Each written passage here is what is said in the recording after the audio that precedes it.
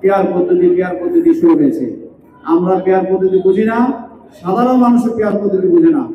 31 দফা হলো আমাদের বিএনপির আগামী দিনের রাষ্ট্র পরিচালনার রূপরেখা।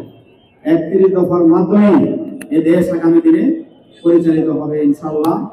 এবং আপনারা 31 দফা মনোযোগ সহকারে পড়বেন এবং সেটা নিজের মধ্যে ধারণ করে 31 দফাকে মানুষের কাছে ছড়িয়ে দেবেন। 31 দফায় স্বাস্থ্য সেবা স্বাস্থ্যের বিষয়ে বিস্তারিত তারেক রহমান উল্লেখ করেছেন।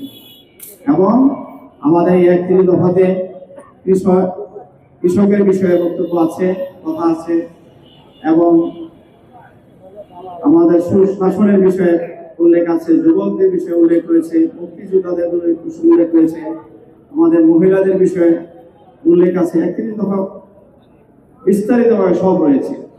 তারপরে বিএনপি বিভিন্ন রাজনৈতিক দলকে বলেছেন সংস্কার একটি চলমান প্রক্রিয়া। আজকে একটি গোষ্ঠী পেয়ার পদ্ধতি নিয়ে, আপনারা পেয়ার পদ্ধতি কি আপনারা বুঝেন? পেয়ার পদ্ধতিতে তারা 16 বছর আন্দোলনে এই জামাত ইসলাম বিভিন্ন রাজনৈতিক দল একসাথে ছিলেন। পেয়ার পদ্ধতি নিয়ে কোনোদিন কথা বলে নাই কেউ।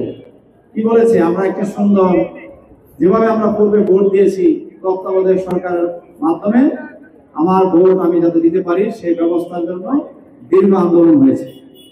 এই আন্দোলনে হাজার হাজার লক্ষ মানুষ নির্যাতিত হয়েছে, ইতিমধ্যে বলেছি। এখন হঠাৎ পেয়ার পদ্ধতি শুরু হয়েছে।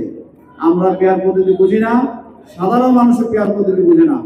আমি অনুরোধ করব ওই সকল রাজনৈতিক দলকে এই সকল বক্তব্য বাদ দিয়ে আপনারা দ্রুত নির্বাচনের রোডম্যাপ ঘোষণা হয়েছে। আমরা নির্বাচন কমিশনকে ধন্যবাদ এবং অভিনন্দন জানাই বিএনপির পক্ষ থেকে। ইতিমধ্যে আমাদের দলও ধন্যবাদ জানিয়েছে। নির্বাচনের জন্য বাংলাদেশের মানুষ প্রস্তুত হয়ে আছেন। 16 বছর কেউ ভোট দিতে পারে নাই। ভোট দেওয়ার জন্য সকলেই উৎসাহ উদ্দীপনার মধ্যে বা আগ্রহ নিয়ে বসে আছে।